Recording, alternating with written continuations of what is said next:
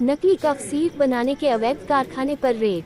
Haryana state narcotics bureau ने अवैध रूप से बनाई जा रही नकली कफ सीरप के कारखाने पर रेड डालकर वर्षों से चल रहे गोरखधंधे का पर्दाफाश कर 2 आरोपितों को हिरासत में ले लिया।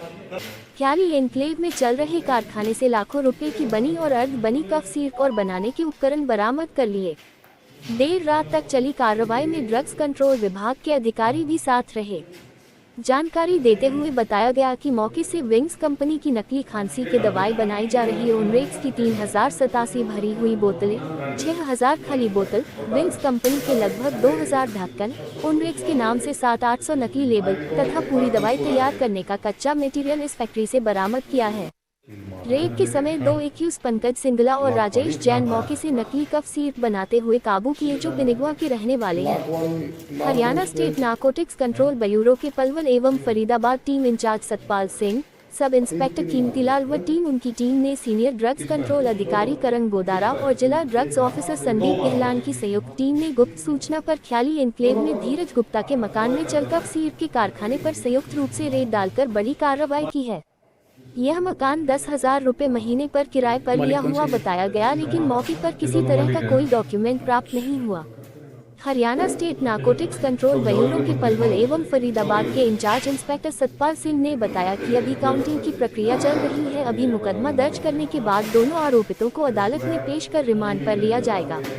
लोगों को भ्रमित करने के लिए मकान में नीचे ढक्कन बनाने की फैक्ट्री चलाई जा रही थी और ऊपर की मंजिल पर यह नकली दवाई बनाने का गोरखधंधा चल रहा था। विंग्स कंपनी की नकली खांसी के दवाई बनाई जा रही। ओनरेक्स की 3087 भरी हुई बोतलें, 6000 खाली बोतल, विंग्स कंपनी के लगभग 2000 ढक्कन, ओनरेक्स के नाम से 700-800 नकली लेबल तथा पूरी दवाई तैयार करने का कच्चा मटेरियल इस फैक्ट्री से बरामद किया है। मौके से बरामद अन्य सामान में पैकिंग करने वाली 2 मशीनें, ढक्कन लगाने वाली 2 मशीनें तथा लेबल लगाने वाली मशीन तथा पैकिंग करने का सामान बरामद किया है।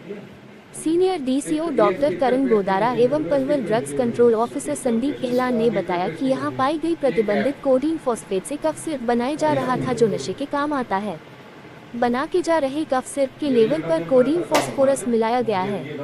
लैब टेस्टिंग के बाद पता चल पाएगा कि कितनी मात्रा में कोडीन फॉस्फोरस मिलाया जा रहा था। डोज से ज्यादा मात्रा में लिए जाने पर यह काफी नुकसानदायक हो सकता है। ये किडनी और लीवर पर बुरा इफेक्ट डालता है।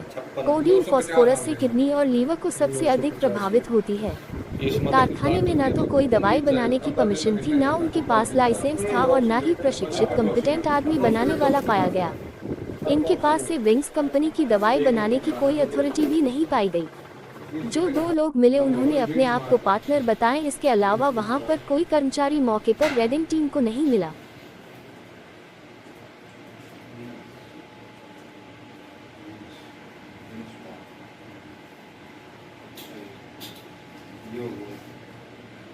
दो sealing machine, cap ceiling, testing machine, 950 lakh बोतल रखा है इस बार का।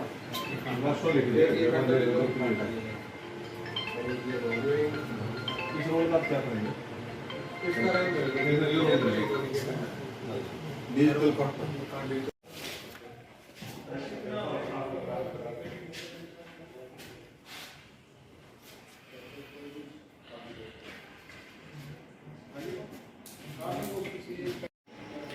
सर, ये जो छापेमारी की गई है इस पर क्या कहना है आपका? जी, आज हमें गुप्त सूचना मिली थी एक कि यहाँ पे जो ये कॉलोनी है